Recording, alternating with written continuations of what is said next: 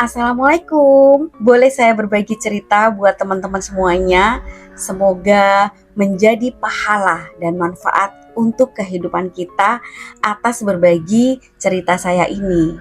Kala itu sekitar 2 tahun yang lalu, tepatnya tanggal 27 April 2022, saat insiden pemutusan sepihak terhadap saya oleh pemimpin komunitas bisnis saya saat itu, di mana pemutusan sepihak atas diri saya telah didesain dengan kebohongan yang begitu luar biasa.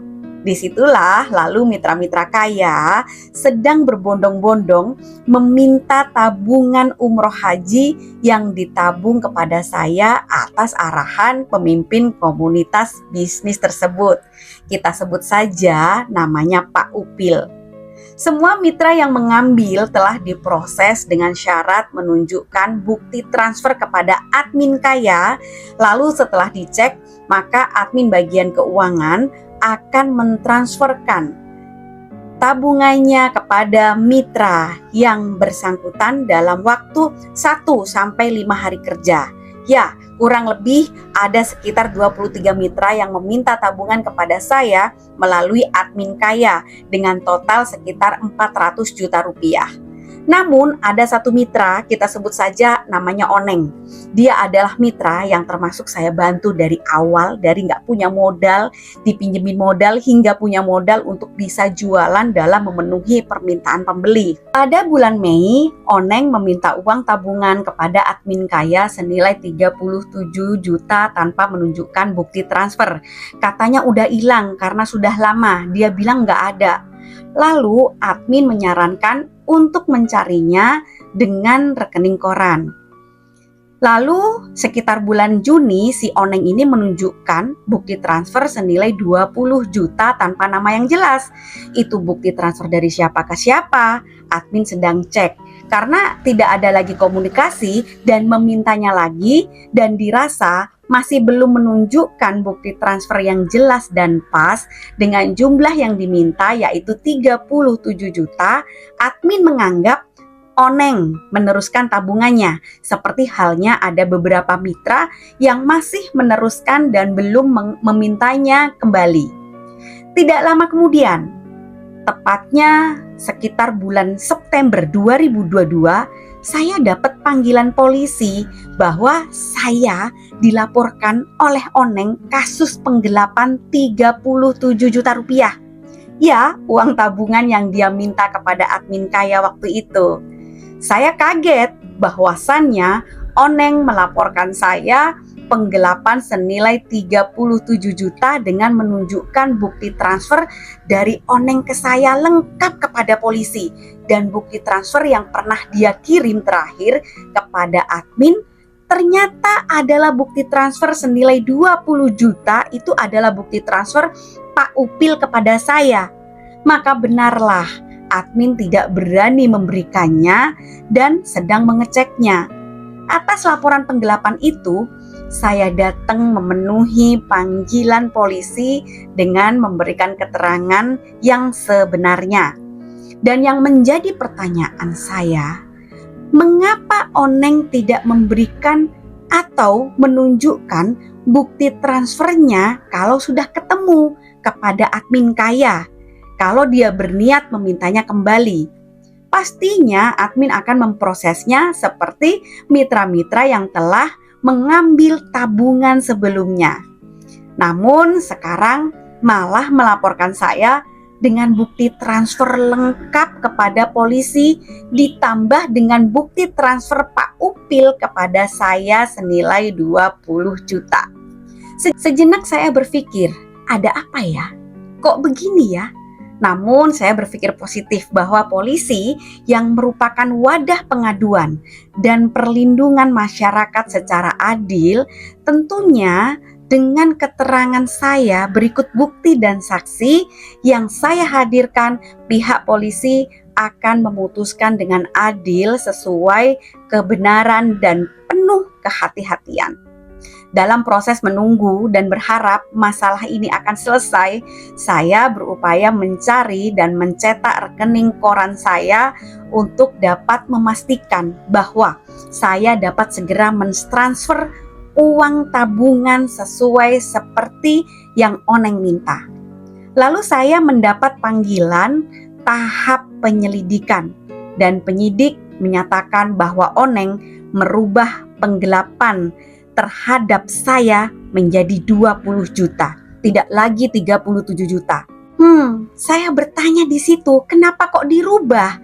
Kalau memang nilainya 37 juta, ya saya akan membayarnya senilai itu. Ternyata kenapa berubah menjadi 20 juta? Karena Oneng dan Pak Ipul ngepasin dengan alat bukti kedua, yaitu transferan Pak Ipul kepada saya yang senilai 20 juta. Dari sini saya semakin aneh dan bertanya, apakah benar ada laporan yang dibuat mainan seperti ini? Kembali saya memberikan keterangan bahwa semua mitra meminta uang tabungannya kepada saya melalui admin kaya, bukan kepada Pak Upil.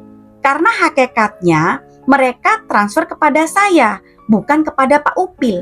Lalu kenapa bisa Oneng meminta kepada Pak Upil dan bukti transfer Pak Upil kepada saya dijadikan dua alat bukti untuk mengkasuskan penggelapan terhadap saya? Seiring itu ketemulah rekening koran saya atas nama Oneng menyetor kepada saya 20 juta.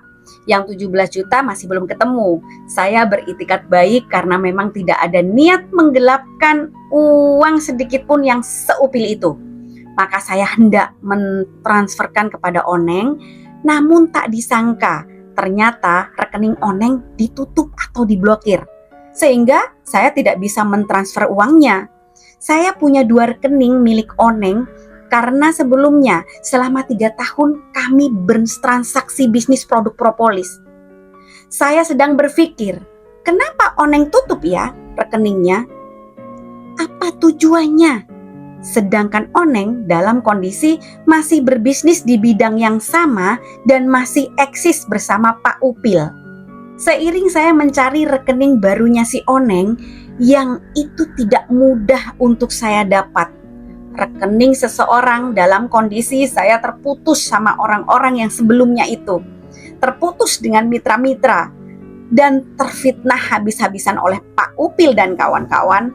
Saya mendapatkan panggilan sudah menjadi tersangka.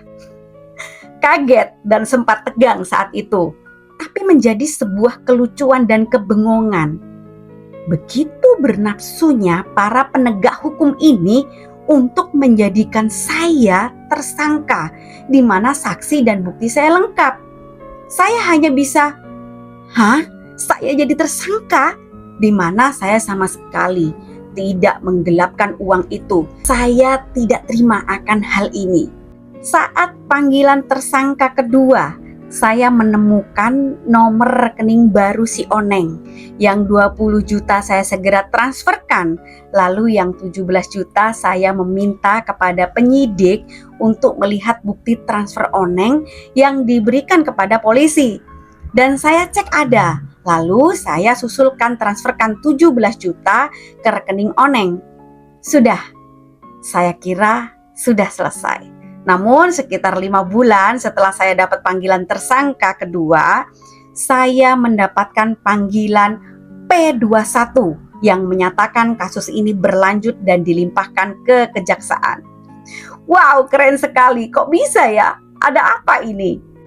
Kemarin saya masih nggak mempermasalahkan andil dan tujuan dari Pak Upil terhadap laporan Oneng kepada saya.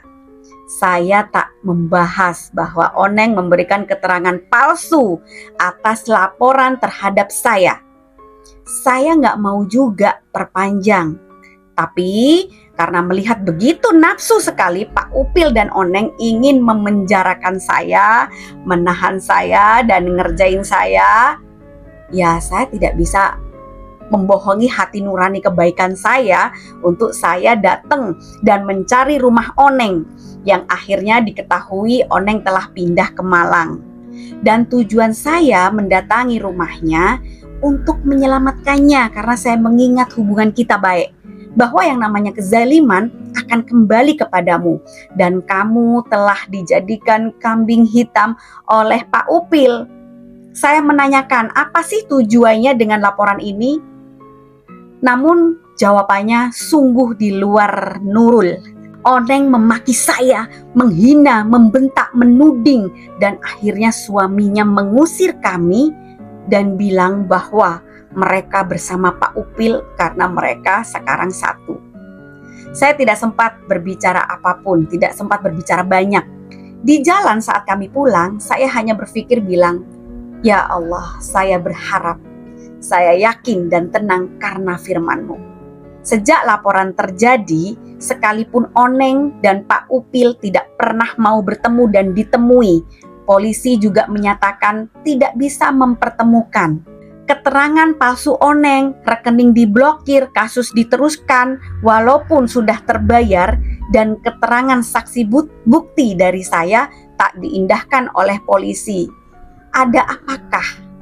Harusnya kalau dirasa uang tabungannya Oneng ada pada Pak Upil, yang seolah Pak Upil sudah transfer kepada saya, lalu saya tidak mentransferkan uangnya kepada Oneng, maka yang seharusnya terjadi adalah Pak Upil juga dilaporkan penggelapan sama dengan saya. Karena uang Oneng tidak berhenti di saya. Saya transferkan kepada Pak Upil, dan yang menguasai lebih lama uang tersebut adalah Pak Upil, di mana saya telah mengembalikan uang mitra-mitra lebih dulu senilai 400 juta daripada Pak Upil yang mengembalikan uang kepada saya.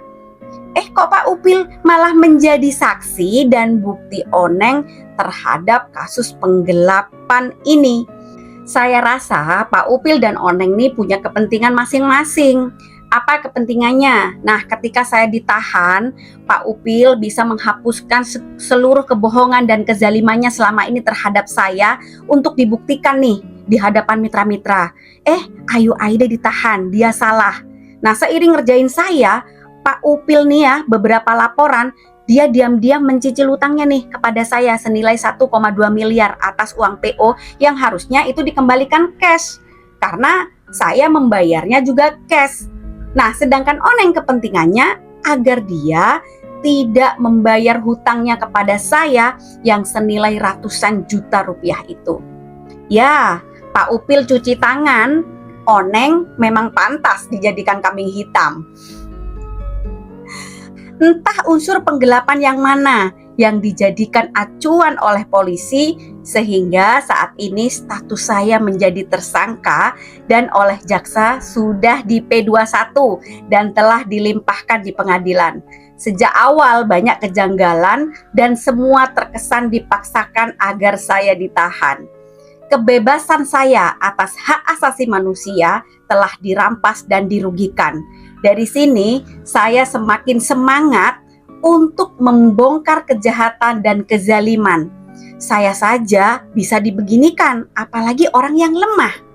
Jangan takut ditangkap, jangan takut kalau kita benar, dan janganlah takut kepada apapun kecuali kepada Allah Subhanahu wa Ta'ala. Tugas kita berikhtiar semaksimal mungkin untuk mencari keadilan, dan kebenaran akan menemukan jalannya sendiri. Rencana yang jahat atau makar itu tidak akan menimpa selain orang yang merencanakannya sendiri. Dari surat Al-Fatir ayat 43. Sesungguhnya bahaya kezaliman kalian akan menimpa diri kalian sendiri. Surat Yunus ayat 23. Ya Rob, hamba berharap, hamba yakin, dan hamba tenang karena firman-Mu. Terima kasih teman-teman semuanya. Semoga ini dijadikan manfaat dalam kehidupan kita sehari-hari ya, bahwa setiap orang itu punya ujian masing-masing. Wassalamualaikum warahmatullahi wabarakatuh.